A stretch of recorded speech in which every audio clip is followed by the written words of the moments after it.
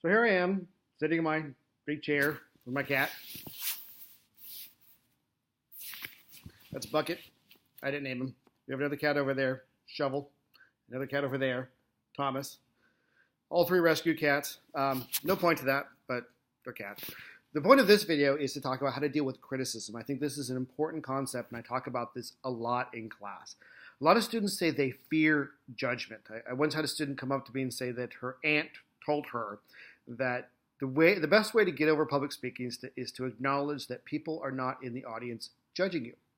And what I said was, no offense to your aunt, but people are judging you. But it's how you perceive and how you deal with that judgment that's important. So if I write a critique of you and it says talk louder, it's not a value judgment of you as a human being. I'm not saying you are a good or bad person.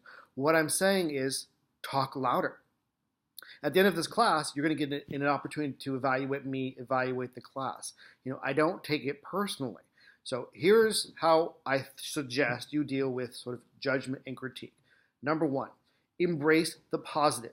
When people say positive things to you, own it. I know people that are in my life that, I'll say, hey, great job. And it's always, oh, no, I could have worked harder. Sometimes it's fantastic to be humble. But also, I think we become better when we know what we're good at. That doesn't mean we became stationary or enter into stasis. What that means is we can acknowledge what we are good at and then improve on that. The second form of criticism is when people sort of critique you, but it's more in a negative way. And if it's valuable, and it's difficult, it's very difficult for people to evaluate negative criticism appropriately because we take it personally.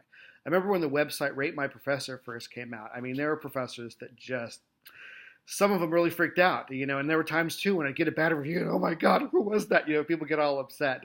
But if you read some of them, I think the general consensus with professors or Rate My Professor is that, and students too, I mean, generally you'll get a sense. You can tell when there's a student that's just mad, but you can also get a sense when multiple students say the same thing, that there's an issue with the class. So I embrace criticism. Because sometimes a student critiquing me or saying something to me can provide a lot of valuable insight into how to improve my class and my life. And the third thing is to get rid of the BS. And I think this is very difficult for a lot of people.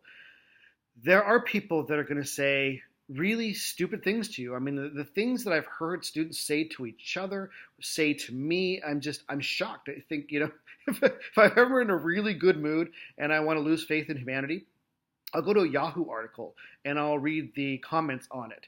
And that'll give me a sense of what's happening in the world and how people perceive things and each other and just the negativity and the hostility. And there's two people fighting with each other. I hate you, Moo, I'm going to come get you. Meanwhile, how are they going to find each other? It's a Yahoo article.